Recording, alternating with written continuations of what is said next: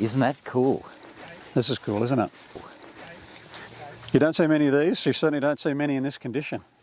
Mimi, come here. You're in our shot. Get out of here, dog. Gotta keep you fit, Pete. First assistant director.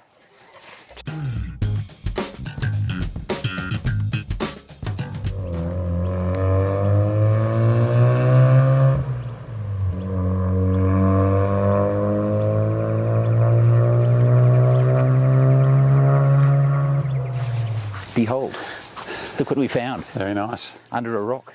This will be 50 years old. 50 years? Next year. Wow. At first glance you'd say it's black, but it's not. It's green. Isn't it pretty? Immaculate, isn't it? 1972 Mazda RX3. Mazda Grande Familia. Well, how much horsepower has it got? At least 3 times the original. A better power to weight than a GT3. Leaf springs, drum brakes, 215 wide tyres on the back. Yeah. Pretty lively. And no limited slip diff. Leaf springs, that'll be fun. What could possibly go wrong? Yeah. And it's going to rain. It'll be good. I know you'd really like me to drive today, but I'm going to say no thanks. It's on you. You're going to have a drive today.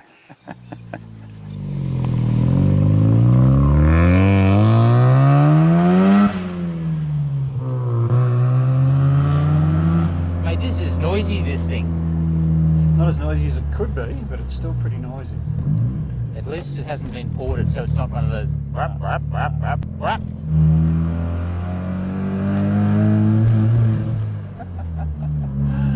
Those pretty stiff leaf springs in the back. It won't like bumpy roads. What's the red line? I didn't ask. I didn't ask either. It's a Rotary, there's no red line. You just go forever.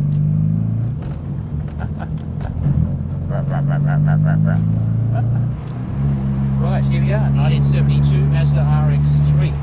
Let's have fresh, cold, fan. Oh, that works, I can feel that. Nice. It's 50 years old next year. But I'll tell you what, it doesn't feel like it. It's so tight, it's been so well put together. Yeah. Modifications, the restoration of this car's been sensational.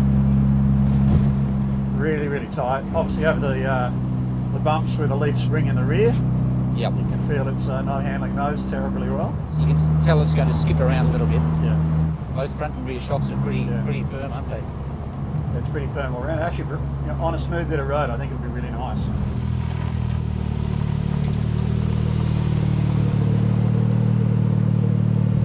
Coming now. Okay. Whoosh. Lost another knob then. Another one. You got it? Got it. That was pretty well, isn't it? Yeah. We shall see. That was pretty good. It wasn't exactly a big rev by Rotary standards, but that tacho's not working.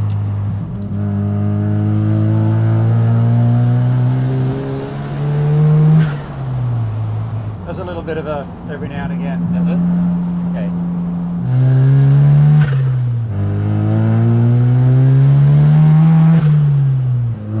Pretty cool. And this isn't even a noisy one, but it's pretty bloody noisy if you ask me. It's still pretty noisy. Oh. Those We haven't wheels got the lock. scraping a little bit round there.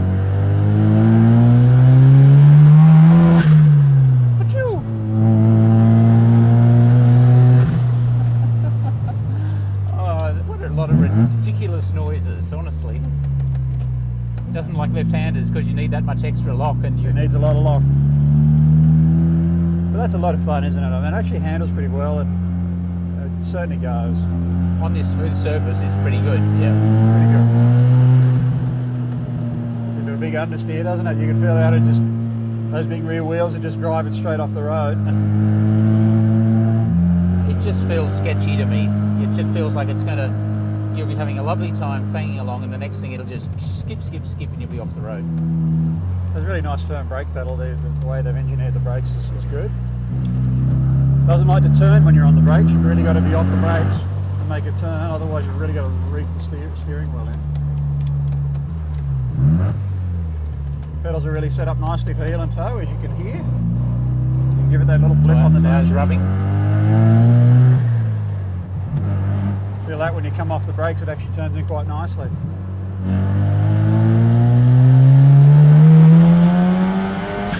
That's better.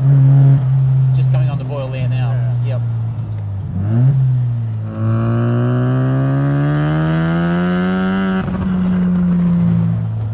You're riding the torque wave here.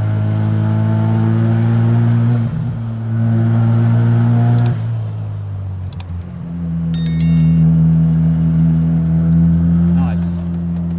That's all right, isn't it? Yeah.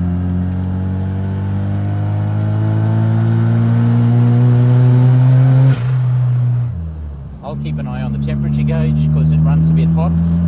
190 at the moment. A That's little bit hot fine. going uphill. Yeah. One of the things I really like about this car is all the other gauges, apart from one temperature gauge, there are all original. That's a nice little car. The gearbox is great. You'd have to be an enthusiast though, wouldn't you, to enjoy it? Yeah, but it's a fun car. It brings a smile to your face, doesn't it? But it's not something you're going to drive for a particularly long period of time. Would you even take it for a Sunday afternoon drive? Maybe. In that sense, it's like a motorbike. Probably is. You know, you make a lot of concessions to comfort for the sake of the fun. Yeah. I think after an hour I'd be going, that's enough, let's just park it. Well, full credit to the owner, because it's really well presented. You know, it's a cool car, and it's the heritage of this car is really important. ロータリー次元のスペシャルティーカーサバンナ。あれが噂の直感サバンナ。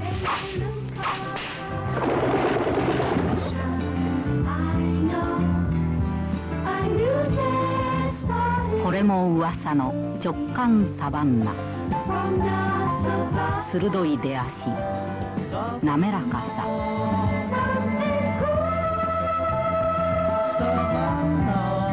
静かに静かにひた走るロータリースペシャルティーサバンナ。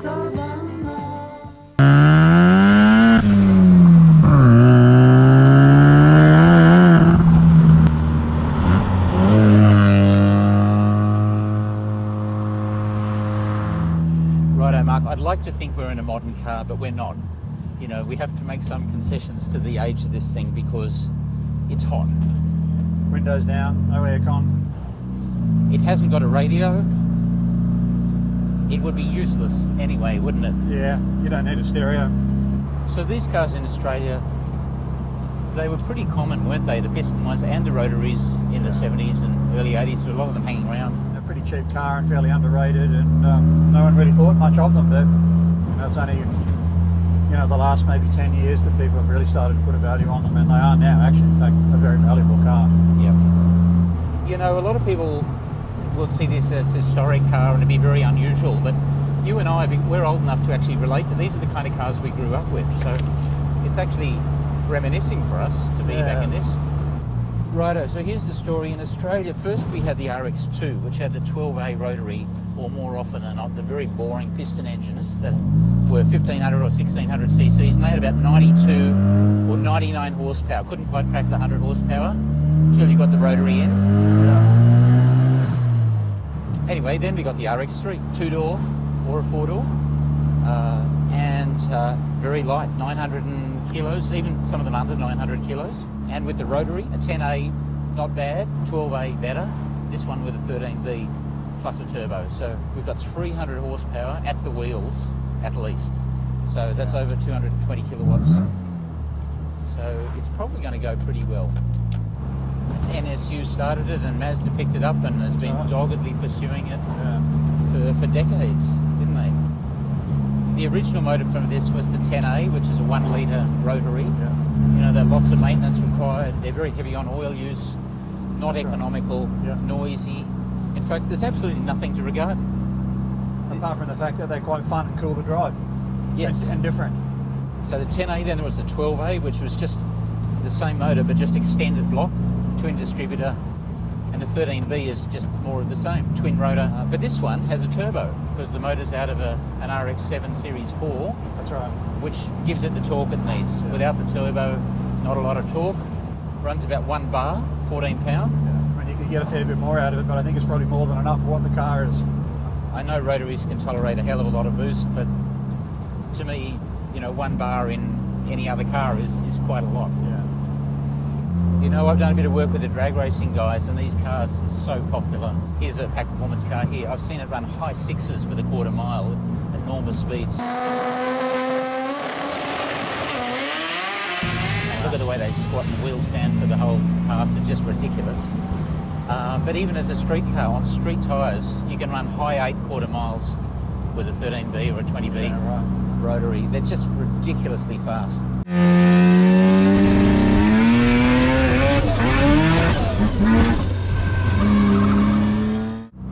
The weight this car weighs, not sure exactly, but around 900 kilos, which is half the weight of a Tesla Model 3 Performance. And double the excitement from a Tesla Model 3. I'll pull your head in. So no more slagging off at electric cars today, okay? No, it's just mainly just Teslas, that's all. The rest are okay. You want Stewie's tip? Even if you don't like the cars, go and buy the shares.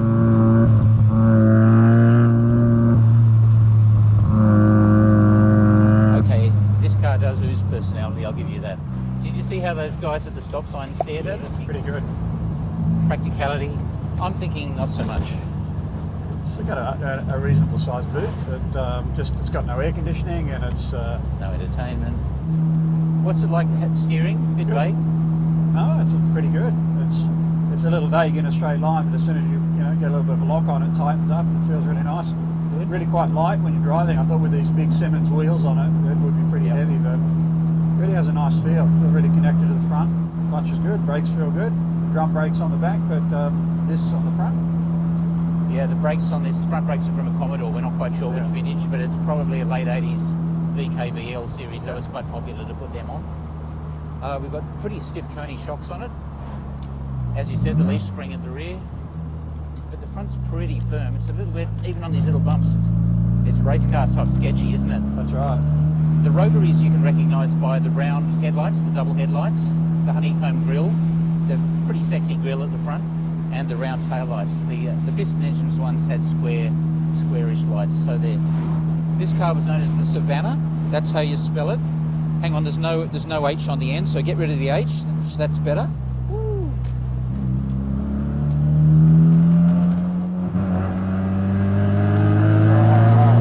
This is so antisocial.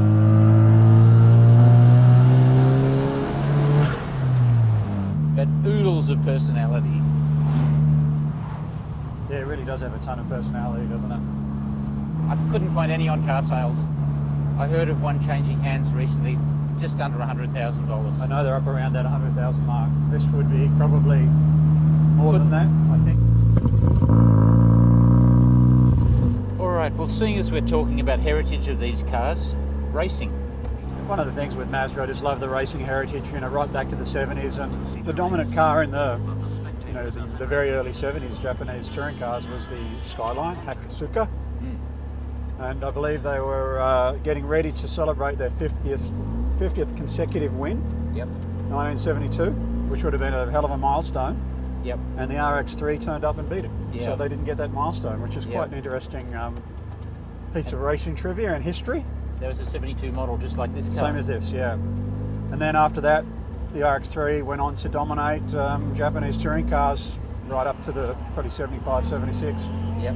Was the car to have. So it really ended that dominant Skyline period at that point. And of course in Bathurst, the SLR 5000s in 1975, Stu.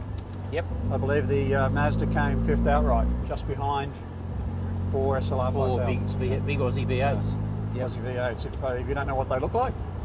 Yep, they look exactly like this. Hell of an achievement. That's the secret to this car's success, I'm sure. Yeah. 900 kilograms. Power to rate on this car is around 235, 240 kilowatts per tonne for this car. Yeah, it's modified. That's right, yeah. But a Porsche GT3 is around 250 kilowatts per tonne. But that's flywheel horsepower, and this is wheel horsepower, so it's even stronger. Absolutely. And it's only a mildly tuned motor. You can get a lot more power out of these. Oh, absolutely. And I've only ever raced a Mazda once, and that was the 1999 Bathurst GT P3R, which I won with Terry Bosanjak, which was You won? the Bathurst SP, which Did was you? a car made particularly for that race. Really? Yeah. You beat a 911 RSCS with a with an RX7. Yeah. Mate, I rate you a lot higher. My opinion of you has gone up a bit. I'm very happy to hear that, Stu. That's made my day. Yeah, rotary turbo, a lot of power, very reliable. Just had to keep topping the oil up every pit stop, that's all, Stu. There's Mark Williamson and the whole team. Well, great result for Mark Williamson. Can I turn the heater off now? Is the engine running turn the cool heater enough? off, yeah, it's good. Here we go. We had the heater on to try and improve the cooling to the engine because she was running a bit hot before. That's a feeling that just takes you back to being a kid, sweaty vinyl seats in the middle of summer, you get out covered in sweat, and driving was a somewhat uncomfortable experience. So it does bring back those memories. But this one you just have to sort of put your arm out to route some air in. Yeah. It works pretty well when you're moving, it's just when you're Is that working for you? Yeah, it's good. I'm like I'm like a human knacker duct. It doesn't like turning in while you've got the weight on the front, does it? Yeah, no. Okay, that's interesting. Got to get off that, then it turns in really nicely. Steering's great. It grabs pretty good out of those back tyres as well, isn't it?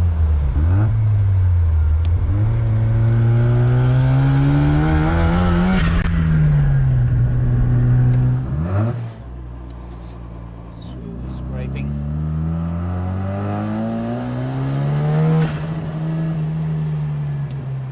It gets your attention, doesn't it, Stu? And everybody else in the next postcode. This is not a car for shrinking violets. It just gets everyone's attention. Certainly brings a smile to your face, doesn't it? Yeah, it does. Just this ridiculous noises it makes. Yeah. Here we go. Ooh, including that one. Oh, we can't. We'll just be go too slow tight. around there, we're scraping a bit. Yep. Tyre was rubbing in there on the guard. At the end of the day, Mark, I'm going to be happy to hand this one back, to be honest.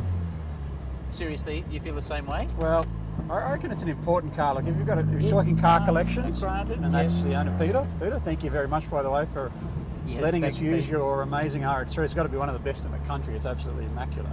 Mate. Thank you very much. And the other Mazda that we have to get to of Peter's collection is the actual car that I won the Bathurst 1999 GTP racing, because he actually owns that car as Does well. he? So that's for a later day. That's getting a little bit of work done on it at the moment. For the moment, though, if you want to really enjoy the sound of a Mazda Rotary, listen to this. Mulsanne Straight, Le Mans, 20B Rotary.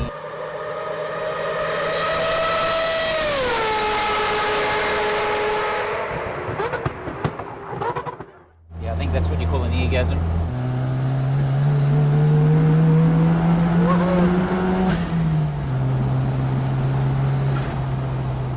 It gets going, doesn't it? You don't need 600 horsepower when it only weighs less than a tonne. Yeah, absolutely. Turbo kicks in and it just Yep. goes berserk. That's enough silliness. Take me home, driver. I've never been a real rotary nut. I appreciate the genre and people that are just nuts about these cars, but when you think this is the same vintage as the Hillman Hunter that we reviewed, that's Yeah. pretty silly, isn't it? No comparison. Look at what the Japanese were building and look at what the bombs were building at the time.